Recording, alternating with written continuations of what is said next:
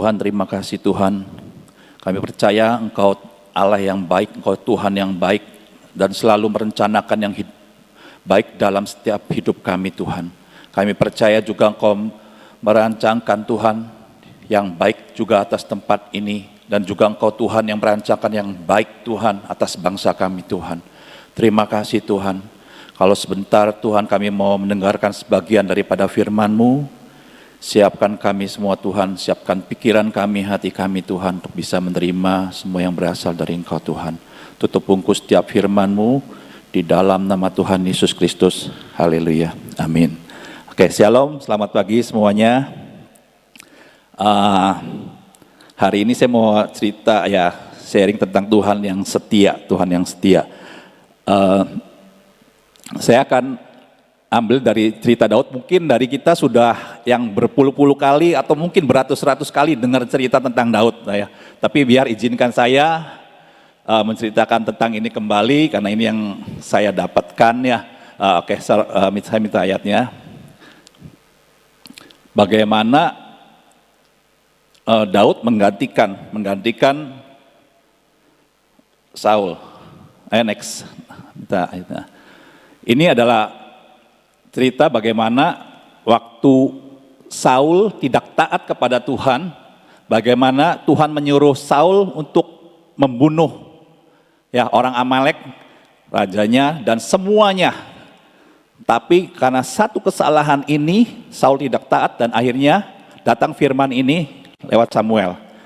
Kita baca saya bacakan 1 Samuel 15 ayat 28. Kemudian berkatalah Samuel kepada Saul, Tuhan telah mengoyakkan daripadamu jabatan raja atas Israel pada hari ini, dan telah memberikannya kepada orang lain yang lebih baik daripadamu. Jadi karena satu kesalahan itu yang membuat akhirnya Saul dicopot jabatannya sebagai raja atas Israel, dan Tuhan memberikan kepada orang lain yang Tuhan anggap lebih baik daripada Saul. Oke, next. Dan akhirnya Tuhan menunjuk Daud untuk menggantikan.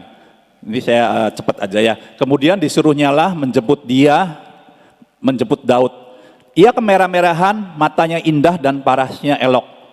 Lalu Tuhan berfirman, bangkitlah, urapilah dia, sebab inilah dia.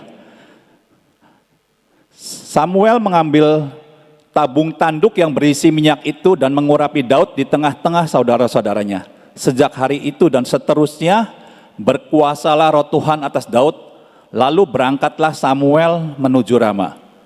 Jadi setelah Saul dicopot jabatannya sebagai raja, Tuhan menggantikan dengan Daud. Dan Tuhan yang mengurapi Daud menjadi raja, dan sejak waktu itu roh Tuhan yang berkuasa atas Daud. Nah, kita tahu waktu cerita tentang Goliat, bagaimana sebenarnya kan semua orang-orang Israel yang sedang perang dengan orang-orang Filistin, mereka itu tentara-tentara yang sudah terlatih. Saya percaya tentara-tentara sudah terlatih untuk berperang. Tapi mereka tidak ada yang berani menghadapi Goliat ini. Nah, Daud memang dari kecil mungkin dia sudah otodidak lah, mungkin dia punya kemampuan untuk bergulat dengan binatang dan sebagainya, ngadepin beruang, ngadepin singa dan sebagainya untuk melindungi domba-dombanya dia. Nah, tapi yang lebih menguasai Daud setelah dia diurapi oleh Tuhan, bagaimana dia diurapi oleh Samuel itu, dan dia ditetapkan menjadi raja, dan ketika roh Tuhan berkuasa atas dia berani. Benar-benar berani. Kalau mungkin lihat dari secara bodinya kan, secara tubuhnya Daud kecil dibandingkan dengan Goliat ya. Nah, kita akan next, kita akan lihat apa yang dikatakan Daud waktu itu. Dan semua orang Israel pada waktu itu mereka takut sama Goliat. Tapi Daud yang penuh dengan roh Allah, dia berkata seperti ini. 1 Samuel 17 ayat 45-46. Tetapi Daud berkata kepada orang Filistin itu, engkau mendatangi aku dengan pedang dan tombak dan lembing, tetapi aku mendatangi engkau dengan nama Tuhan semesta alam, Allah segala barisan Israel yang kau tantang itu. Hari ini juga Tuhan akan menyerahkan engkau ke dalam tanganku, dan aku akan mengalahkan engkau dan memenggal kepalamu dari tubuhmu. Hari ini juga aku akan memberikan mayatmu dan mayat tentara orang Filistin kepada burung-burung di udara dan kepada binatang-binatang liar, supaya seluruh bumi tahu bahwa Israel punyai Allah. Ya, dari sini, dari perkataan Daud, kita tahu bagaimana roh Allah menguasai dia dan dia berani berkata kepada orang Filistin, kepada Goliat.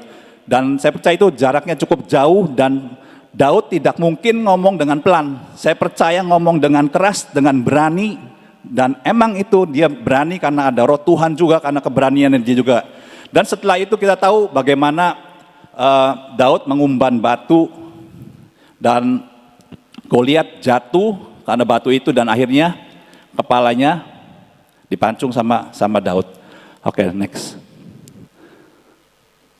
Nah, setelah hal itu orang Israel mengalami kemenangan. Nah, mereka kan pulang, dan akhirnya di ayat 1 Samuel 18 ayat 7 ini, dan perempuan-perempuan yang menari-nari itu menyanyi berbalas-balasan, katanya, Saul mengalahkan beribu-ribu musuh tetapi Daud berlaksa-laksa. Karena Daud mengalahkan Goliat, akhirnya orang-orang Israel hatinya condong kepada Daud, yang mengatakan akhirnya Saul mengalahkan cuma beribu-ribu tetapi Daud berlaksa-laksa. Oke, next. Dan tidak lama keesokan harinya, langsung besoknya, waktu Daud dikatakan mengalahkan lebih banyak daripada Saul, keesokan harinya langsung roh jahat yang daripada Allah itu kuasa atas Saul, sehingga ia kerasukan di tengah-tengah rumah, sedang Daud main kecapi seperti sehari-hari. Adapun Saul ada tombak di tangannya. Ayat 11, Saul melemparkan tombak itu karena pikirnya, baiklah aku menancapkan Daud ke dinding. Tetapi Daud mengelakkannya sampai 2 kali. Saul menjadi takut kepada Daud karena Tuhan menyertai Daud. Sedang daripada Saul ia telah undur. Ya, karena kemarahannya, karena pahit, ya Saul besoknya langsung mau ngebunuh. Karena dia merasa dia direndahkan sebagai Raja Israel, padahal emang dia sudah dicopot jabatannya. Nah, kalau kita lihat kan di sini ngeri ya, apa yang dia alami Daud benar-benar kita coba bayangkan bagaimana waktu itu Daud berhadap-hadapan langsung dengan Saul dan mau dibunuh pakai tombak. Berarti kan dekat sekali, tapi Daud 2 kali bisa mengelakkan, akhirnya bisa lepas dari situ. Dan itu bukan sama sekali, ayat selanjutnya juga seperti itu lagi. Oke, next. 1 Samuel 19 ayat 9 ayat sampai 10. Tetapi roh jahat yang daripada Tuhan hinggap pada Saul ketika ia duduk di rumahnya dengan tombaknya di tangannya dan Daud sedang main kecapi. Lalu Saul berikhtiar menancapkan Daud ke dinding dengan tombaknya. Tetapi Daud mengelakkan tikaman Saul sehingga Saul mengenai dinding dengan tombak itu. Sesudah itu Daud melarikan diri dan luputlah ia pada malam itu. Ya, ini dari awal-awal ya, yang sudah 2 kali bagaimana Saul mencoba untuk membunuh Daud. Kalau kita lihat mungkin di ayat-ayat selanjutnya bagaimana kehidupannya selanjutnya, berkali-kali Saul mencoba membunuh Daud, tetapi terus akhirnya Daud diluputkan. Ini semua karena apa, saudara? Semua karena ada janji Tuhan. Ya, di awal sudah Tuhan tetapkan bagaimana Daud ditetapkan Tuhan untuk menjadi raja menggantikan Saul. Jadi apapun yang Saul lakukan, berusaha membunuh Daud, saya percaya ada campur tangan Tuhan yang setia ini dengan apa yang sudah dijanjikan. Ada campur tangan Tuhan yang membuat apapun yang Saul rencanakan akhirnya Daud bisa lepas. Karena ada janji Tuhan, dia harus menjadi raja.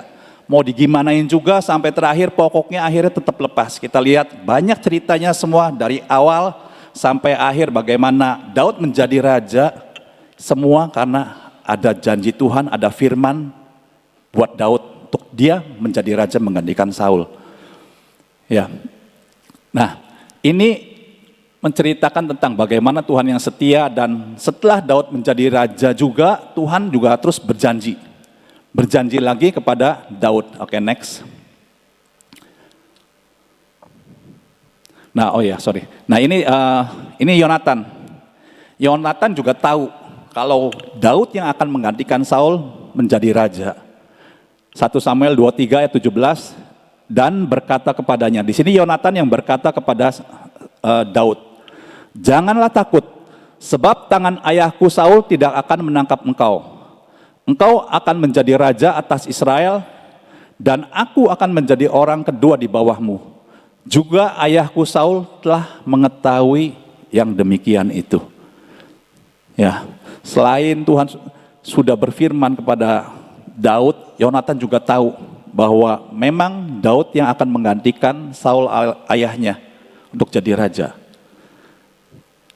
Jadi karena janjinya Tuhan, karena Tuhan yang setia ini, Tuhan yang melakukan, membantu, menolong, ada di dalam kehidupan Daud.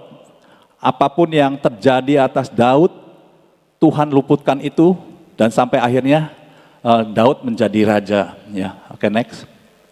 Nah, ini setelah next ya ayatnya.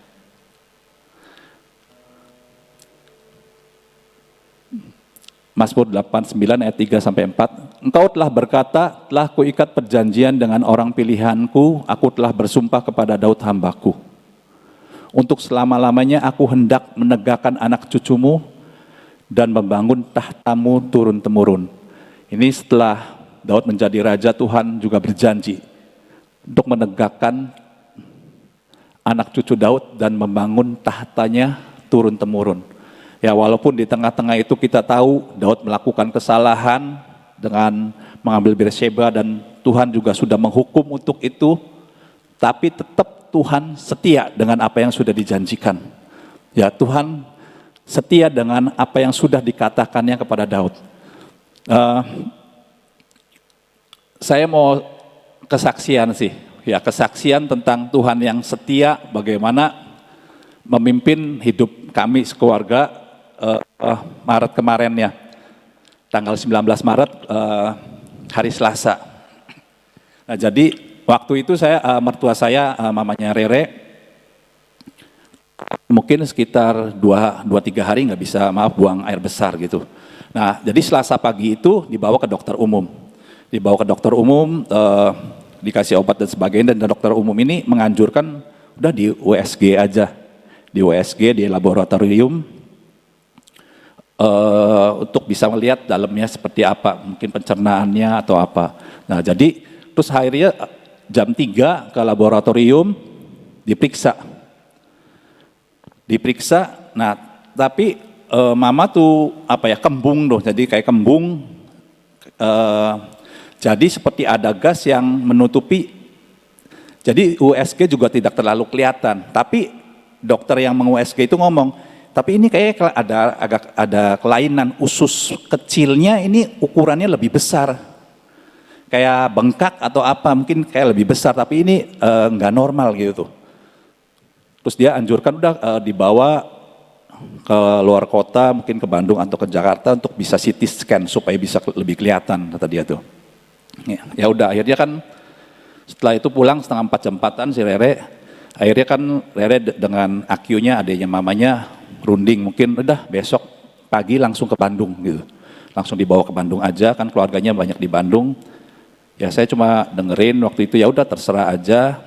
Nanti mungkin mau nyewa mobil atau apa pergi ke sananya. Ya udah kayak gitu. Nah, setelah itu kan mau persekutuan. Setengah 5-an mungkin saya mau mandi, bawa baju persekutuan. Saya mandi. Saya lagi gak mikirin apa-apa, waktu lagi mandi tahu-tahu di sini ada yang melonjak, saudara. Ada yang melonjak di hati saya sampai kaget, kayak orang dikagetin gitu. ke Bandungnya sekarang. Kamu ke Bandung sekarang. Saya sampai kaget, masih kayak orang lagi bengong gimana sih, kayak bukan suara juga sih, cuma saya tahu di sini ada yang mendorong saya untuk pergi ke Bandungnya sekarang gitu. Saya sampai kayak gelagapan gitu, kayak kaget ya, orang lagi mandi biasa gitu, lagi nggak mikirin apa-apa, tahu-tahu ada yang ngagetin seperti itu. Jadi saya setelah itu saya cepet-cepet mandinya, saya ganti baju, saya bawa bajunya juga waktu ke kamar mandi kan baju untuk persekutuan. Jadi saya ganti, terus saya ngomong ke Rere, ke Mama juga, terus udah sekarang aja ke Bandungnya. Saya yang anterin aja, sekarang ke beres-beres semua.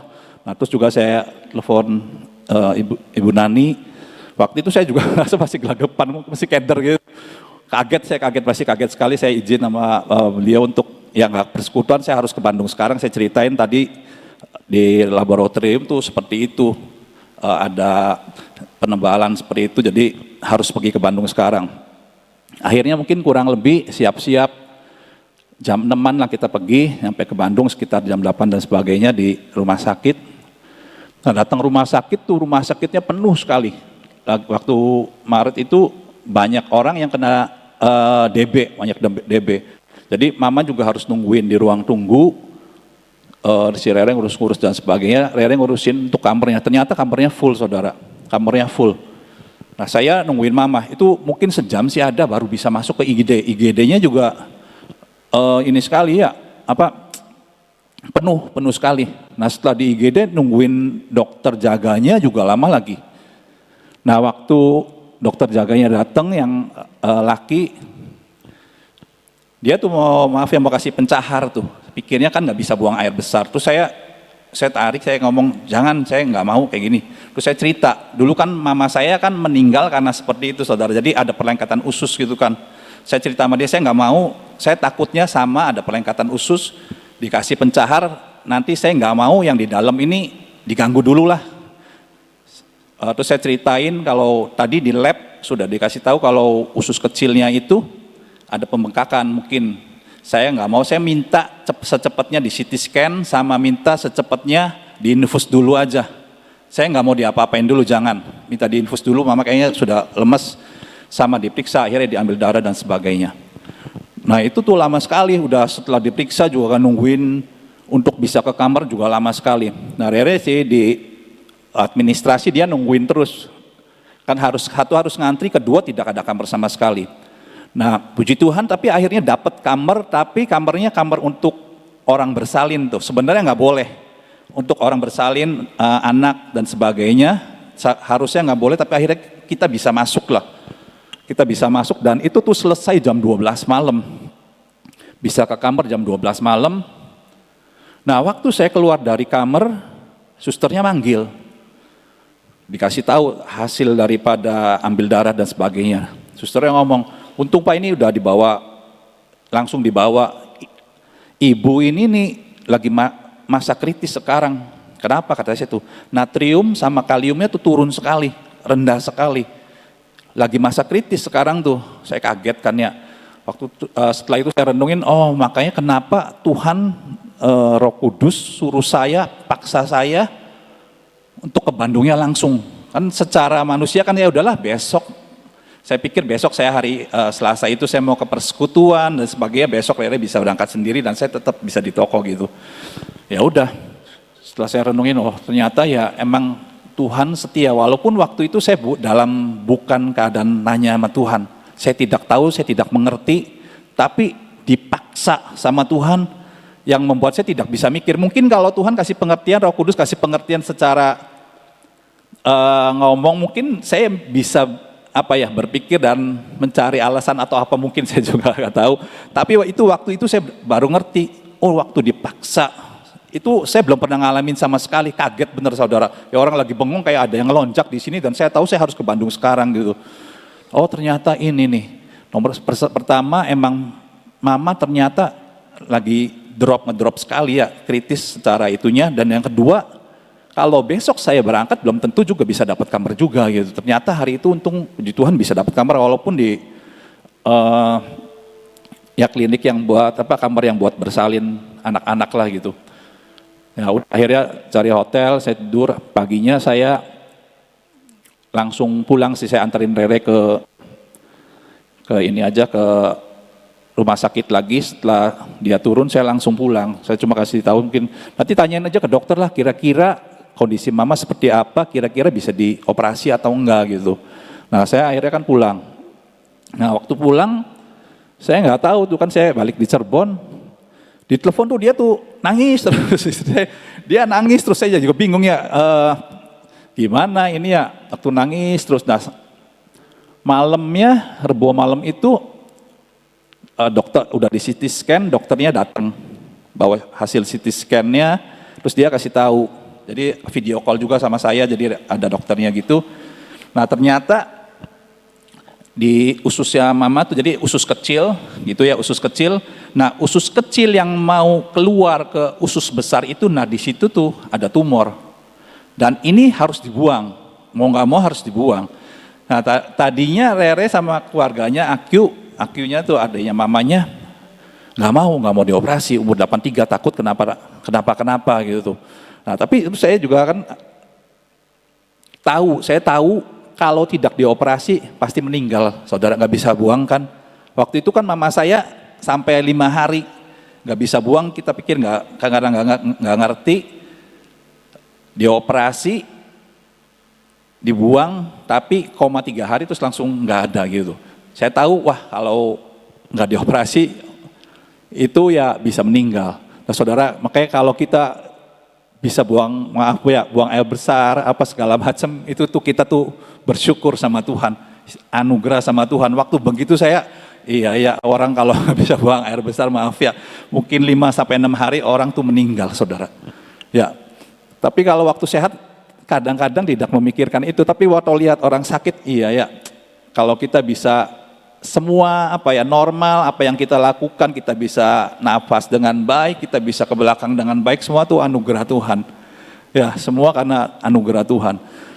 Nah, waktu begitu, akhirnya setelah tahu harus dioperasi dan sebagainya, ada tumor kayak gitu, daging tumbuh dan sebagainya, ya udah. Nah, malamnya Ibu Nani tuh WA, jadi Kamis dini hari lah, jam 12 lebih sih, suruh ngomong ke Rere, suruh dioperasi. Ya udah, suruh dioperasi. Saya percaya waktu ya beliau ngomong itu, beliau sudah berdoa dan Tuhan yang suruh. Karena saya tahu kalau hal seperti ini, ya Ibu Nani tidak pernah akan berkata-kata karena dirinya sendiri, sudah tandanya Tuhan.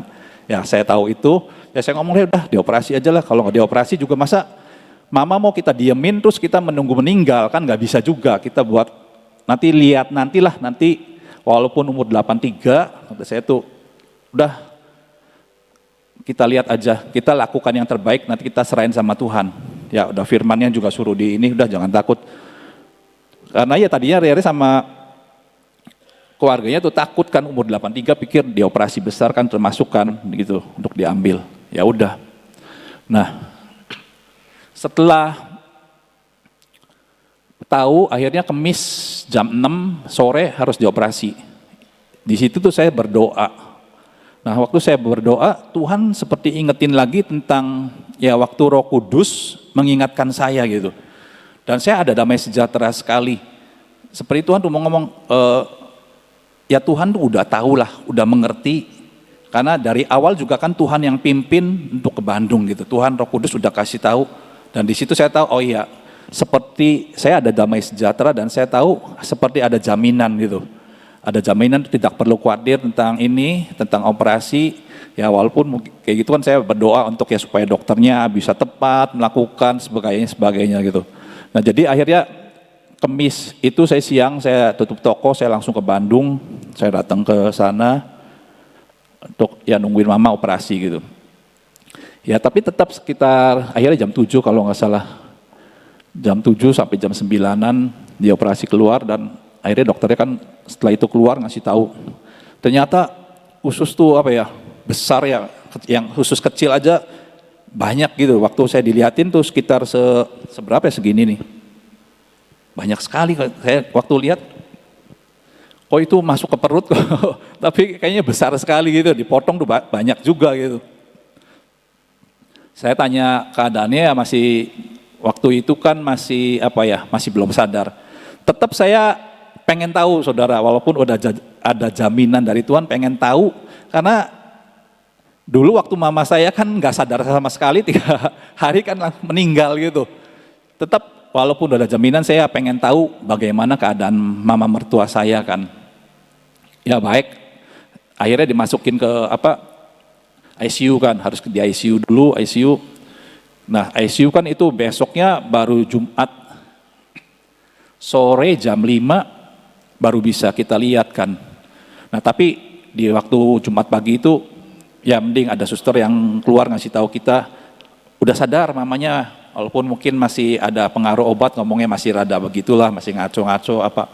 Ya di situ saya lega lah, sudah lega, oh sudah sadar lah, puji Tuhan. Karena ya tetap ada takut juga kalau sampai nggak sadar seperti yang mama saya gitu ya. Ya udah, nah untungnya di situ ICU itu cuma 1 hari dan dokter memutuskan sudah boleh pindah kamar.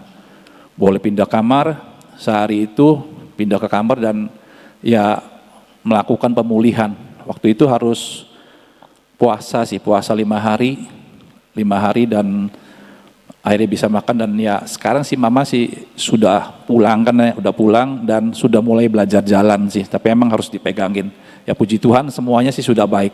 Mungkin nanti Rere dia juga waktu dia mau kesaksian juga nanti. Kan waktu yang di rumah sakit yang pusing kan dia, dia sendirian ngadepin gimana ngambil keputusannya. Kan saya di Cirebon, saya nggak tahu apa-apa lah. Makanya dia nangis terus, saya juga bingung nih nangisnya kenapa dan sebagainya. Mungkin nanti dia bisa lebih detail cerita. Waktu hari Rebo itu kenapa nangis terus dan sebagainya.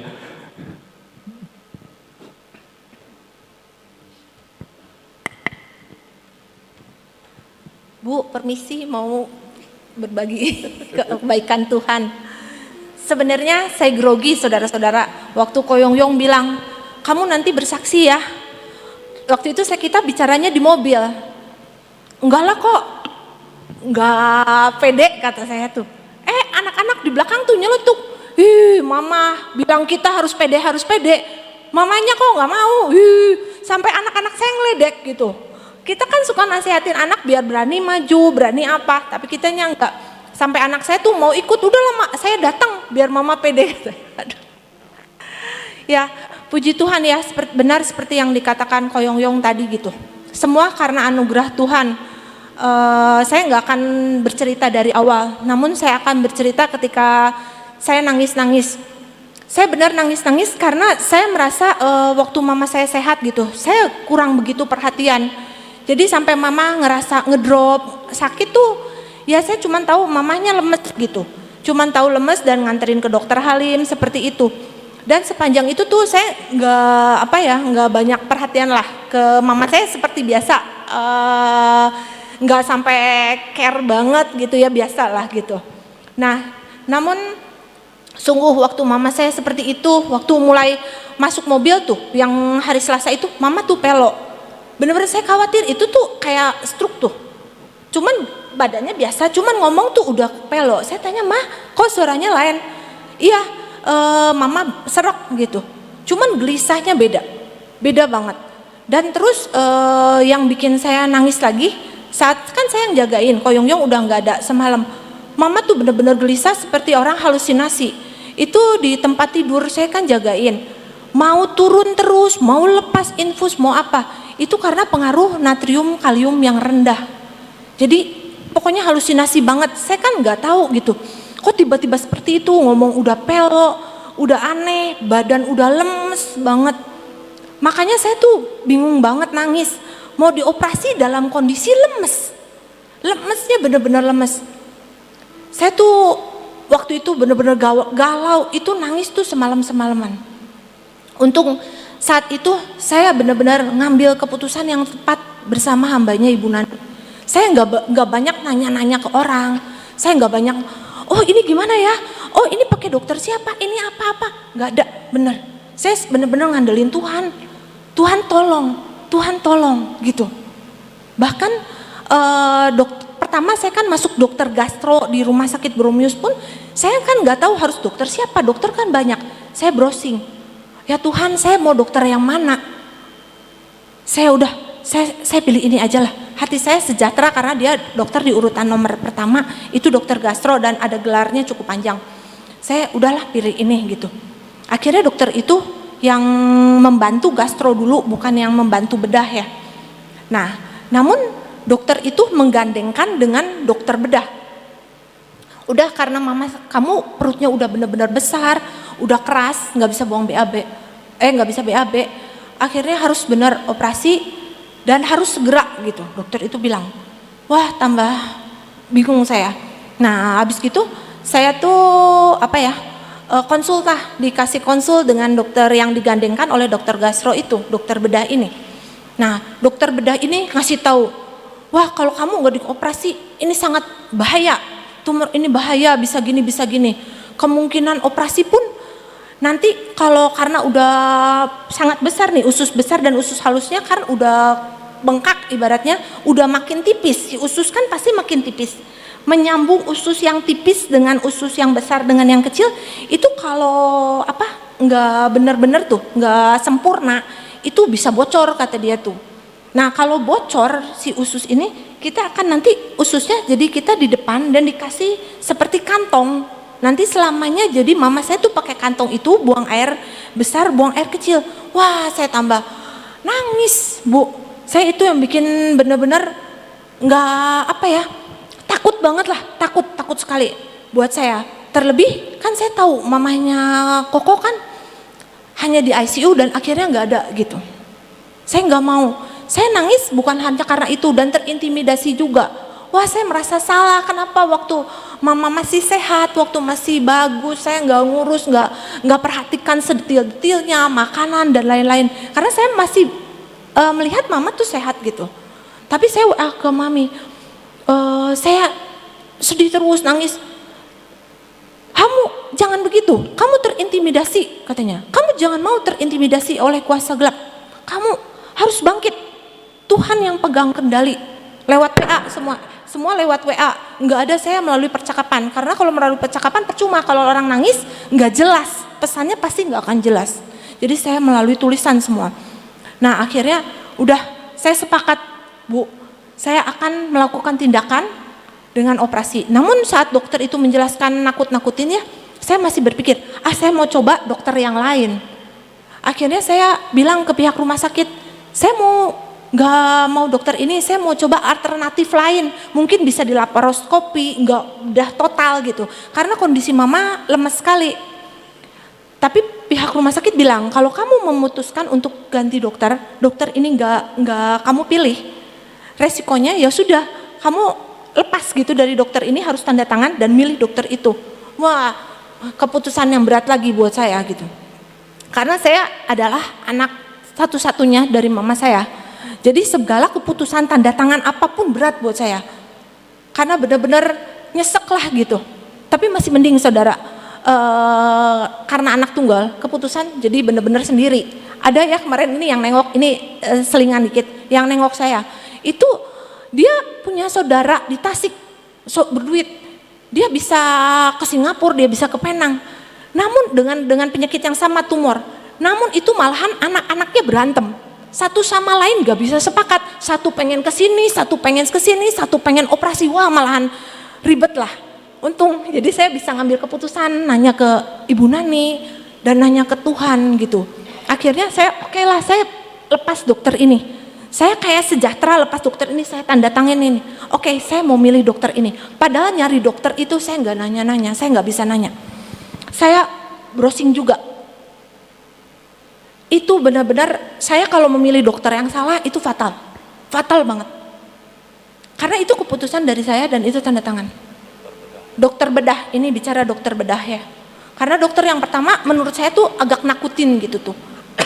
Nah akhirnya hari itu hari Kamis, udah hari Kamis pagi saya bertemu dengan dokter yang kedua.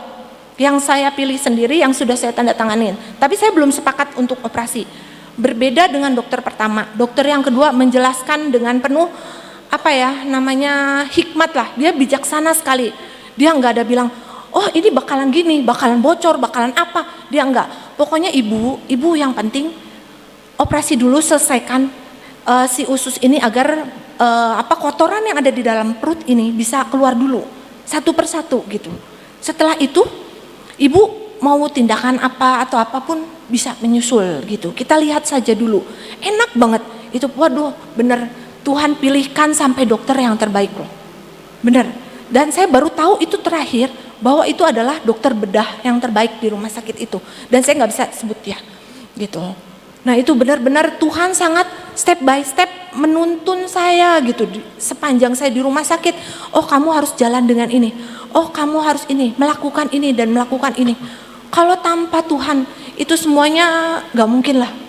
Sangat gak mungkin buat saya gitu. Bahkan ketika di ICU pun ketika sebelumnya gitu, ketika saya selain dokter bedah, saya harus bicara dengan dokter anestesi. Dokter anestesi juga bikin nakut-nakutin karena mama udah berumur gitu. Kalau dibius total itu bisa bermasalah dengan otak, karena itu benar-benar bius total. Nah itu semua banyaklah perkara-perkara seperti itu yang benar-benar kedepannya yang saya tidak tahu, kedepannya yang saya pikir ngeri, tapi Tuhan benar-benar pegang kendali sesuai dengan janjinya yang Tuhan berikan. Akhirnya selesailah mama dioperasi selesai, masuk ICU, dan masuk ICU pun itu sadarnya bisa langsung, bahkan sore pun sudah bisa dipindahkan ke tempat bukan ruang ICU, ruang yang biasa. Nah benar Tuhan sangat baik lah, pokoknya menurut saya sangat baik.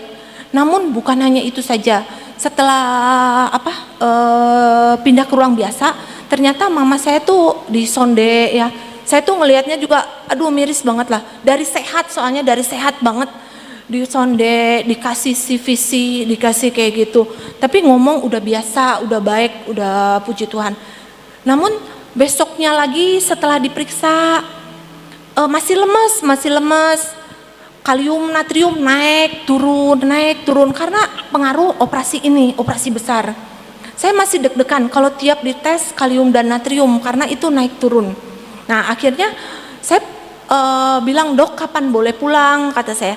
Saya kan di sana juga mungkin nunggu terus juga rada gimana gitu, bosen juga. Nah namun itu kan mama saya ya, tetap saya harus jagain. Tunggu bu, sabar. Saya kelihatan mama saya agak sehat dikit, kalium sudah naik. Saya bilang, belum boleh pulang bu, belum boleh pulang. Sampai mama saya ada di rumah sakit tuh 20 hari. Orang kanan kiri tetangga udah pada pulang, ini masih belum. Tapi saya udahlah gak apa-apa, yang penting mama terbaik buat mama udah sehat.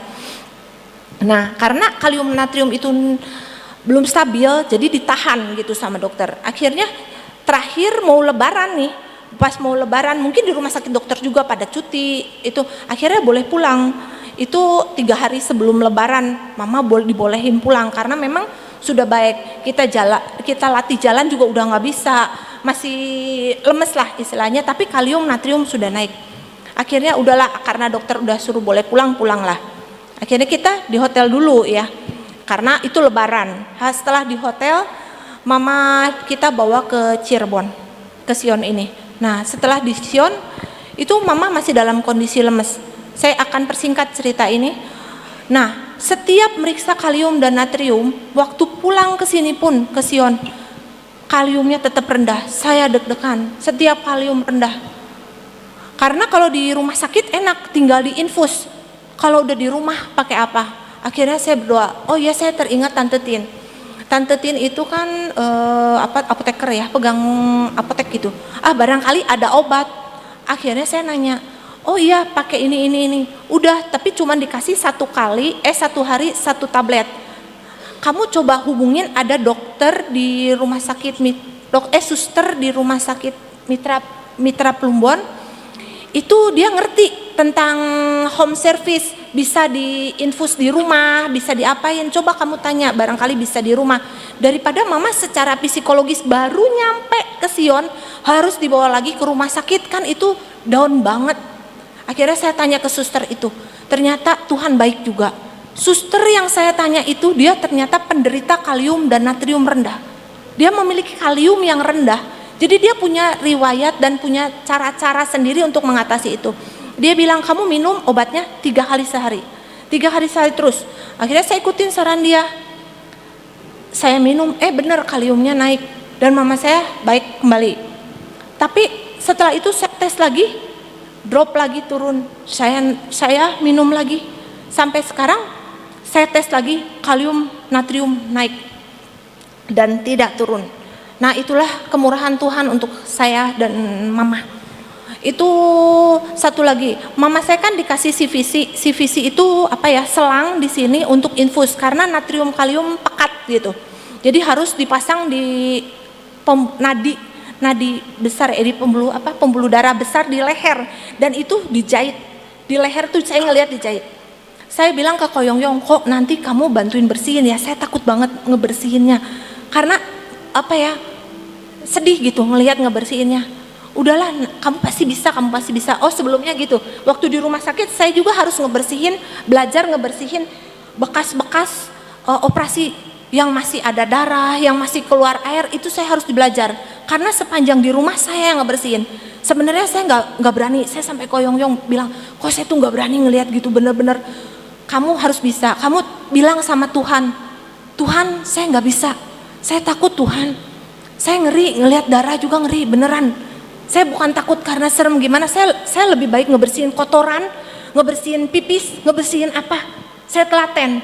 Tapi kalau udah ngelihat ngebersihin darah, cairan-cairan gitu, takut sangat. Tapi sungguh Tuhan beri saya kekuatan, gak mau siapa lagi yang ngebersihin? Harus saya, karena saya anak sendiri. Akhirnya telaten saya bersihin, lama-lama saya berani dengan itu, dengan ngebersihin darah, bekas darah gitu di situ. Sampai akhirnya itu kering, sekarang sudah kering. Nah, yang saya mau saksikan adalah CVC. CVC ini karena masih dipasang sampai dibawa ke sini. Nah, itu tiba-tiba ketika saya PW, si pegawai di rumah yang ngejagain mama khusus kayak semi suster gitu, dia bilang, ininya kok lepas, ada di ranjang. Nah, kok bisa lepas? Itu kan harus sama dokter. Dokter juga bukan dokter sembarangan, dokter khusus. Itu lepas sendiri. Dan kamu coba fotoin, lihat apa di sini keluar darah. Karena ini pembuluh darah besar, kalau orang disuntik pun ngambil darah pasti ada keluar darah. Kalau itunya dicabut, kamu liatin, enggak bu, kering. Lah, itunya kok bisa lepas? Akhirnya saya cepat pulang. Saya tanya, "Mah, dicabut?" Enggak, itu lepas sendiri. Itu panjangnya sekitar 15 cm, Bu. Itu saya heran, itu bisa lepas dan ininya kering. Enggak ada darah yang ngocor. Masuk ke dalam itu kan harus ditosok ke dalam 15 cm ke dalamnya masuk. Nah, di depan tuh infus lah buat nanti infus. Aduh, itu bener kalau nggak kemurahan Tuhan loh. Kita diambil darah aja itu sakit kan. Itu keluar sendiri dan itu kering. Itu keajaiban. Bahkan saya bilang ke paman saya yang di Bandung, ke AQ saya, itu bisa lepas sendiri. Wah, mujizat Tuhan, kata dia tuh. Karena Tuhan tahu mama tuh paling takut sakit gitu. Disuntik aja takut sakit karena mama saya kurus. Jadi makanya dia nggak bisa diinfus di tangan karena pasti bengkak karena kurus. Jadi harus diinfus lewat sini, lewat leher, namanya selang CVC. Nah, itulah benar-benar keajaiban demi keajaiban. Sampai mama bisa belajar jalan, dari pakai kursi roda bisa belajar jalan, belajar sedikit-sedikit, bangun dari tempat tidurnya. Umur 83, kebanyakan dokter bilang orang tua itu udah males untuk nggak bergairah lah, untuk bangkit, untuk apa tuh. Namun saya tiap hari saya kasih semangat, saya kasih cinta, semua karena cinta. Bu Nani kan pernah di PW juga bilang, waktu Bu Nani merawat Sofi, waktu ketika Sofi sakit, merawatnya dengan cinta. Saya juga merawat ibu saya dengan cinta, sampai dia punya semangat lagi, sampai dia bisa duduk, bisa jalan. Sampai sekarang bahkan buang air pun udah jarang pakai pampers, hanya kencing, buang air besar udah di WC, udah apa. Itu sebentar loh progresnya. Udah bisa jalan pakai tongkat, pelan-pelan. Itu semua karena keajaiban. Benar-benar enggak bed rest seperti kata orang. Harus udah nggak bisa apa-apa. Dengan umurnya seperti ini, anugerah Tuhan besar. Ya, itu aja yang bisa saya saksikan, bahwa pertolongan Tuhan ajaib dan tidak ada yang mustahil. Oh ya, satu lagi, maaf ya Bu, saya mau sedikit. Waktu di sana juga Tuhan tunjukkan di luar mama saya nih, kan saya waktu jaga di ICU, Saat jaga di ICU tuh ada seperti kamar-kamar kecil. Yang sebelah saya, dia mempunyai anak, seorang ibu mempunyai anak. Anaknya ini bukan autis sih, kata dia mempunyai otaknya satu kalau kata dia sih. Dari kecil dia tahu dari kandungan anak itu cacat karena memiliki otaknya satu. Sampai suaminya menceraikan dia karena suruh anaknya gugurkan, ibu ini tidak mau. Ibu ini pengen mempertahankan anaknya. Dia rawat selama 15 tahun. Dan anaknya di ICU juga. Dia berdoa untuk anaknya. Dia merawat anaknya nggak bisa apa-apa loh. Sampai 15 tahun begitu besar pengorbanan seorang ibu. Ibu kalau bawa-bawa kemana? Kalau saya gendong katanya. Saya naik motor. Kalau membawa anak ini tidak bisa ngomong, tidak otaknya satu. Jadi bukan autis juga ya, itu benar-benar sangat besar. Oh itu menyentuh saya juga. Itu benar-benar sangat menyentuh saya. Begitulah pengorbanan seorang ibu untuk anaknya. Saya banyak lihat di TikTok di mana banyak ibu-ibu yang ditinggalkan oleh anaknya. Padahal waktu kecil anak itu dirawat oleh ibu itu. Namun ketika tua, mungkin ketika ibunya rese, ketika apa, ada hal apa, aku buat apa ngerawat ibu, gitu. Satu lagi yang miris, yang saya benar-benar ditemuin Tuhan secara ajaib. Saya kan lagi ke satu klinik di rumah sakit itu, saya mau bertemu dengan dokter. Saat di ruang tunggu itu, saya melihat seorang anak yang bersama ibunya. Ibunya didorong kursi roda oleh mbaknya. Dan anak itu bilang ke ibunya, aduh mama sih, udah dari dulu mama tuh tangannya kayak gini, tangannya kaku-kaku. Marah kepada ibunya, ngomel-ngomel seperti gak mau bawa ibunya itu ke rumah sakit. Saya melihat ibu saya saja terbaring seperti itu, saya nangis-nangis. Ini anak ngomel-ngomel. Akhirnya saat di ruang tunggu itu, ibu itu duduk, anak cucu juga duduk, saya datengin. Saya bilang, Bu, kenapa Bu? Sakit apa? Ibunya udah berumur juga 70-an lah. Saya ini sakit ginjal. Saya ini ada masalah dengan ginjal saya. Jadi menyebabkan tubuh saya ini kaku-kaku. Saya bilang, sabar ya Bu. Ibu percaya ada Tuhan yang memberikan mujizat, ada Tuhan yang memberikan pertolongan buat ibu. Ibu sabar. Saya sampai bilang banyaklah ke ibu itu dan kepada anaknya juga saya bilang, Dek, kamu masih punya mama. Kamu sayangin mama kamu rawatin. Mama saya juga seperti itu. Sampai harus dioperasi. Sampai harus benar-benar masuk ICU kata saya tuh. Kamu jagain mama kamu, jangan seperti itu. Akhirnya mungkin anak itu malu. Jadi habis saya ngomong itu, anak itu manis gitu kepada ibunya. Dia tidak marah-marah lagi. Nah itu benar-benar menggores buat saya. Oh ternyata kehidupan ada yang seperti itu. Ya, ada seorang ibu yang benar-benar menjaga anak, bahkan anaknya yang di ICU yang cuma mempunyai otaknya satu. Bahkan ketika saya pulang, ibu itu masih ada loh. Anaknya masih tetap di ICU, masih tetap nungguin. Dan saya masih doakan dia untuk memberi kekuatan kepada ibu yang benar sayang kepada anaknya. Ya, banyaklah gitu. Jangan sampai kita meninggalkan orang-orang tua di sekitar kita yang mungkin sudah tua, yang sudah lama kita nggak jenguk. Jangan sampai kejadian, oh udah sakit, udah membahayakan, ayo kita cari dokter, ayo kita cari rumah sakit. Telat benar. Karena saya merasakan ini. Jadi siapapun yang mendengar ini, bila masih ada orang tua, masih ada mertua, masih ada siapapun, kita ajak ngomong, kita ajak telepon kalau jauh, kita hubungin mereka, kita berbagi cinta. Bahkan saya dengan mertua pun, setiap saya datang nih ke rumah mertua, saya ajakin ngobrol di meja makan, saya cerita, itu membahagiakan buat orang-orang tua. Itu aja yang bisa saya bagikan pagi ini. Terima kasih. Ya, mungkin satu hal sih yang saya belajar juga, Tuhan tuh sebenarnya tahu apa yang kita alamin. Ya waktu saya mendoakan mama juga lagi mau dioperasikan, Tuhan seperti mengingatkan kalau Tuhan tuh tahu. Mungkin kita waktu kita nangis, waktu kita di kamar sendirian, kita ngalamin apapun juga, Tuhan tuh sebenarnya semua tahu. Ya, kadang mungkin kita yang tidak sadar kalau Tuhan sebenarnya tahu apapun yang kita alami. Ya, tapi waktu saya diingetin itu, oh iya, Tuhan ingetin bahwa ya Tuhan tuh tahu waktu mama mau dioperasi, makanya waktu pertama sekali Tuhan yang paksa saya untuk bawa mama ke Bandung tuh, saya ngerti, oh iya Tuhan, anugerah Tuhan yang luar biasa. Waktu itu saya lagi bukan dalam keadaan nanya Tuhan atau apa, tapi Tuhan lebih tahu dan Tuhan yang akhirnya paksakan saya untuk bisa ke Bandung. Ya puji Tuhan, saya tahu ini anugerah Tuhan yang luar biasa, semua karena Tuhan yang pimpin, semua karena ya Tuhan yang mau. Ya Tuhan yang mau semuanya terjadi, kita ngelewatin, mama juga akhirnya bisa sedikit demi sedikit dipulihkan. Puji Tuhan. Terima kasih, Tuhan berkati. Ya, sesuatu hal yang menguatkan. Seringkali kita dengar bahwa Tuhan itu setia. Ya tahu kalau Tuhan itu setia. Tapi kalau apa yang dialami oleh Rere, yang dialami oleh Yong, kita bisa tahu bahwa pengalaman secara pribadi itu akan menggores dalam hidupmu bahwa Tuhan itu memang setia. Ya.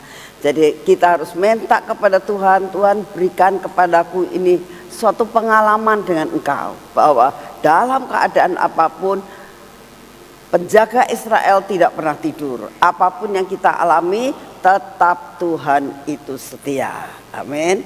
Saudara, hari-hari ini juga saya itu banyak mendengar ya. Kita tahu bahwa acara tanggal 6 itu adalah acara level tinggi. Saya mau sampaikan, kemarin ini waktu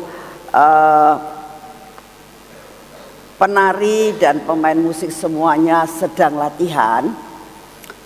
Terus Tuhan tuh ngomong, ini belum klek loh, aku belum pas di hatiku, tariannya belum pas, yang nyanyi belum pas gitu. Terus saya bilang, jadi gimana Tuhan? Saya bilang, ya perlu benar-benar bisa mencapai level itu. Lalu saya ngomong sama, karena waktu itu sudah di arrange ya pemain musiknya, dan juga ini harus ada yang sing, ada yang apa solo, ada yang nanti ngelit ini. Secara teori sangat bagus ya, tapi Tuhan ngomong nggak nyampe levelnya. Nah, jadi saya bilang, jadi gimana Tuhan ini? Jadi Tuhan bilang, aku tuh tidak mau perform ya, aku tidak mau kamu memberikan dengan caramu, tapi aku mau hati yang bisa mencapai level. Jadi akhirnya saya ngomong, sudah tidak usah suara dibagi-bagi, saya bilang, nggak usah ada yang solo, ada yang ini, nggak usah, nyanyi bareng-bareng saja. Sebab supaya bisa saling mengkatrol satu dengan yang lain sampai mencapai level yang Tuhan rindukan. Saudara, jadi sesudah itu saya pulang ke rumah, terus Sofi dapatnya, wes kita semuanya 3 hari puasa gitu, seperti Esther. Siapa tahu nanti Tuhan itu mau menolong dan mengkatrol kita gitu. Sebab saya bicara sama pemain musik, saya bicara juga kepada penari, saya bilang, kamu siapkan hati. Tapi kalau sampai nanti jam 3, hari ini jam 3 ada gladi resik, kalau menurut Tuhan levelmu belum nyampe, tidak usah ada tarian. Saya bilang gitu. Kamu harus siap. Mungkin kamu bilang, oh makan sudah punya jubah bisa dipakai kapan saja. Ya, tidak usah ada tarian. Ya. Siap-siap buat nanti hari besok. Waktu itu hari ini ya, nanti jam 3, jam 4, setengah 4. Kamu latihan, persembahkan lagi kepada Tuhan. Kalau menurut Tuhan levelmu belum nyampe gitu, gak usah ada tarian, kamu gak usah kecewa. Saya bilang, kalian itu sudah melakukan all out ya, tapi memang levelnya gak nyampe, gimana? Ya sudah, saya bilang, Kak, saya hargai kalian karena pujian ini, lagu yang akan dinyanyikan ini, itu lagu level tinggi, nggak bisa. Saya bilang. Jadi banyak berdoa, setiap yang hadir nantinya siapkan hati ya. Karena ini tidak main-main, ini acaranya Tuhan. Dan iblisnya nggak tinggal diam, jegal terus, jegal terus, jegal terus. Saudara coba lihat ya, saudara-saudara kita yang dari Manado, semua udah siap pengen datang, tapi ternyata gunungnya meletus, jadi bandara tidak jalan. Tapi beberapa yang dari mereka ini nggak mau menyerah. Mereka berangkat menuju ke Palu dan akhirnya mereka akan berangkat. Walaupun kemungkinan ya kita doakan supaya jangan sampai terlambat mereka datang tanggal 6-nya ya. Mereka nggak bisa mencapai tanggal 5 kemungkinan. Kita doakan saja. Banyak halangan ya. Karena apa? Iblis tidak tinggal diam. Ya. Ini dapat dikatakan judulnya itu belenggu cinta. Karena dengan kamu dibelenggu dengan cinta Tuhan, untuk menghadapi masa depan ini ada sesuatu yang Tuhan jamin kamu pasti nyampe destiny kamu. Nah ini iblis gak tinggal diam. Kalau bisa dihalangi. Apa yang terjadi? Kemarin saudara, itu semuanya oke di rumah ini. Siang itu kita buka puasa ya, buka puasa bareng-bareng. Saya tuh lihat cara Kean ini kan suruh puasa. Mau suruh puasa saya udah nangis-nangis. Nanti aku kalau lapar gimana?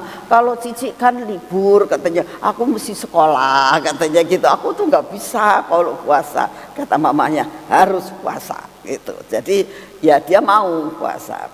Nah, terus kemarin jam 12 kurang sedikit tuh dia udah di meja makan ya.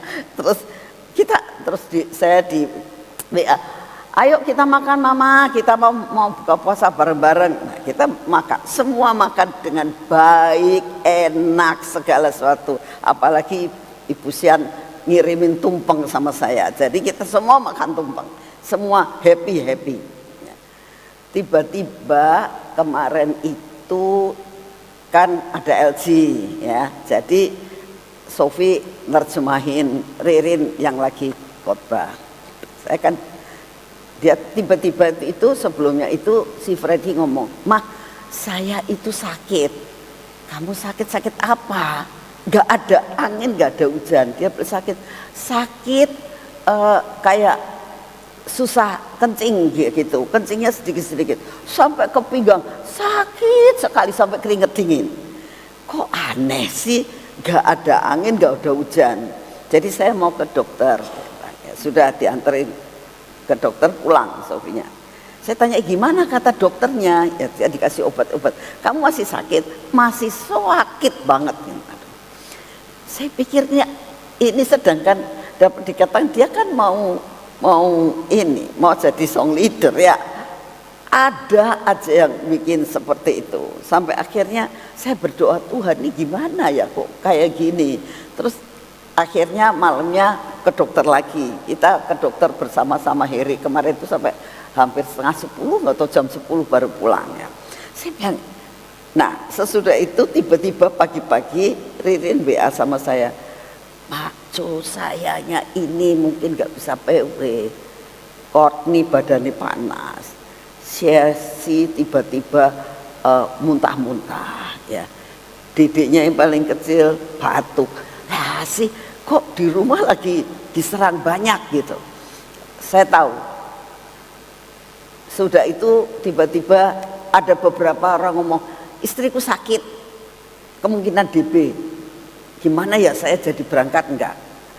Banyak sekali saudara serangan. Jadi hari ini saya minta, yuk kita doa bareng-bareng ya. Ngusir semuanya, serangan-serangan maupun halangan-halangan maupun intimidasi yang ada, supaya kita semua bisa datang dengan penuh sukacita dan benar-benar kita menyerahkan tangan kita dan katakan, "Tuhan, ini tanganku, belenggu dengan cintamu. Ya. Amin. Yuk kita bangkit berdiri. Saya ajak kalian bangkit berdiri semua. Kita nyatukan hati, kita akan berdoa sama-sama.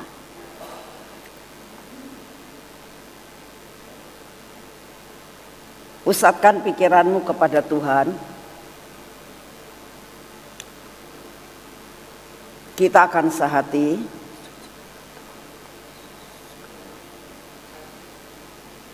Karena firman Tuhan katakan, di mana ada 2 atau 3 orang berkumpul bersama-sama, menyebut nama Tuhan, itu Tuhan ada di tengah-tengah kita. Dan kita tahu mulai sejak kemarin beberapa hari itu atmosfer surga sudah memenuhi tempat ini.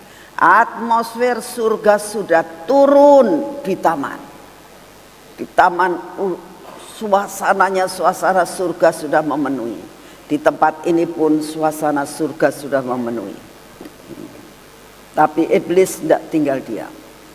Oleh karena itu kita akan sehati.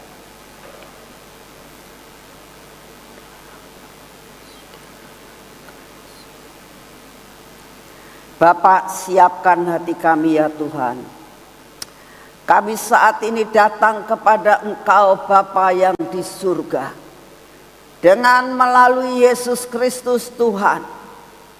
Sebagai perantara. Sebagai juru selamat. Sebagai penolong. Sebagai penjaga yang tidak pernah tidur.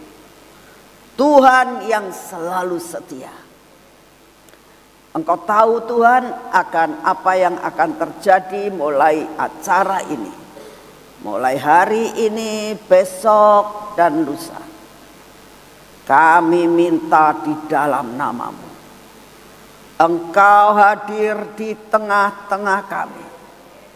Karena kami tahu di mana Engkau ada, di situ kuasa gelap akan pergi. Dalam nama Tuhan Yesus, mari kita berdoa dalam bahasa roh. Kiratara makaya sekiriteke lapakaya sangkalama. Ramakaya segala kuasa kegelapan, roh-roh yang intimidasi yang ada di mana-mana, bukan ada di tempat ini saja. Semua kuasa-kuasa kegelapan, roh sakit penyakit, roh kecelakaan, roh maut, roh-roh yang ingin menghancurkan semua rencana Tuhan atas hidup kami, di dalam nama Tuhan Yesus. Engkau keluar dari keluarga kami masing-masing. Engkau keluar dari keluarga kami masing-masing, di dalam nama Tuhan Yesus. Keluar, keluar semua roh sakit penyakit yang ada yang ingin mengganggu tubuh kami, tubuh keluarga kami, di dalam nama Tuhan Yesus. Nyingkir, keluar. Tidak ada hak bagimu menguasai tubuh kami. Tubuh kami milik Kristus yang telah ditebus dengan darah Kristus. Sudah dibayar lunas. Tidak ada kutuk lagi. Tidak ada serangan lagi. Semua kuasa kegelapan, roh sakit penyakit, roh kecelakaan, roh intimidasi, roh kematian tidak akan bisa menjamah kami. Kiara taramakaya sekeretekela pakalama, uramakaya sekeretekela pakaya sakalapa, karapakaya seretekena mahala, kerapakaya sa, urapakaya. Dalam nama Tuhan Yesus, tutup bungkus kami dalam kuasa darah Yesus. Darah Yesus. Darah Yesus menguasai kami, menguasai tubuh kami, pikiran dan jiwa kami. Darah Yesus menguduskan tempat ini. Darah Yesus membersihkan setiap rumah tangga kami. rumah-rumah kami, seluruh saudara-saudara kami, orang tua, anak-anak, cucu, semuanya. Oh Tuhan, ada di dalam pengcoveran-Mu. Oh Rapakaya Sangkalataramaka, ada di dalam tangan-Mu. Semua sembuh, sembuh, sembuh, sembuh dalam nama Tuhan Yesus. Sembuh dalam nama Tuhan Yesus. Sembuh. Terima kasih ya Bapak, terima kasih. Kami percaya Tuhan, Engkau dengar doa kami.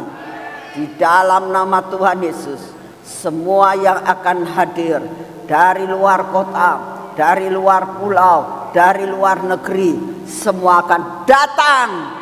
Tidak ada yang menghalangi. Semua transportasi ada dalam kendali Tuhan. Mereka datang dengan kuat, sehat.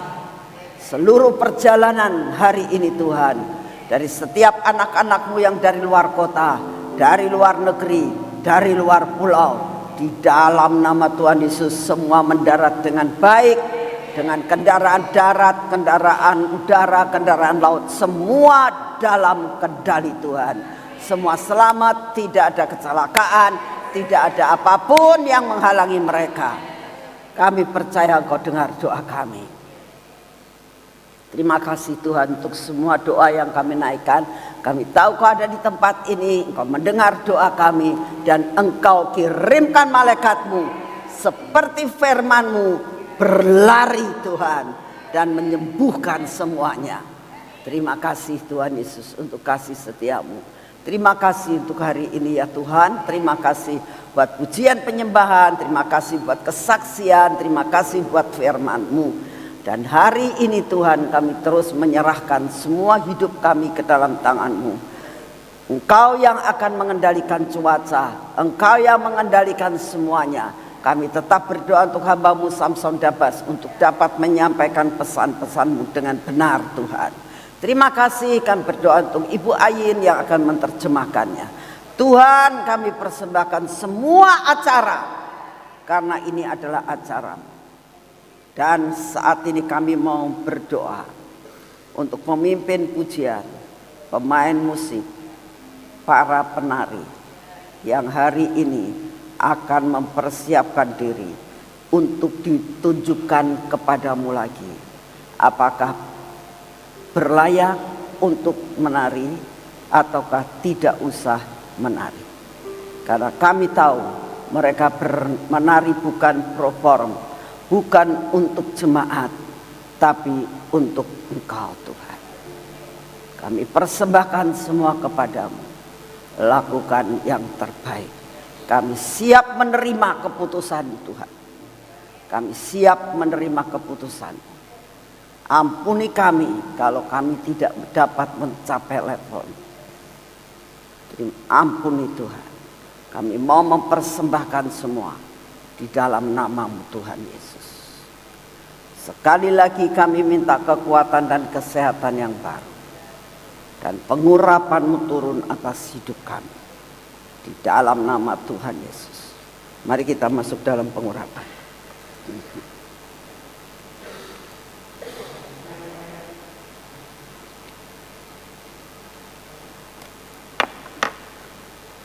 Bapak, kami butuh Engkau. Saat Daud diurapi, maka saat itu juga Roh-Mu menguasai. Dan kami saat ini minta pengurapan seperti itu ya Tuhan. Supaya Roh-Mu ada di dalam kami. Di mana Roh-Mu ada, di situ ada keselamatan, ada perlindungan, ada kuasa. Urapi mata kami, urapi telinga kami, urapi bibir, mulut kami dan hati kami ya Tuhan. Dalam nama Tuhan Yesus, semua yang tidak baik Kau babat habis dalam hidup kami. Bapa, hari ini kami tetap mau melakukan semua pekerjaan kami. Anak saudara-saudara kami GK juga melakukan tugasnya. Kami semuanya bekerja melakukan tugasnya. Kami akan menjalani hari ini dengan kaki kami. Oleh karena itu ya Tuhan, besertalah dengan kami. Biarlah anugerah dan berkat-Mu menyertai kami. Terima kasih untuk kasih setiamu. Terima kasih Tuhan, dan kami percaya Engkau sudah menyediakan berkat yang terbaik. Di dalam nama Tuhan Yesus. Amin. Selamat pagi, Tuhan memberkati saudara semuanya.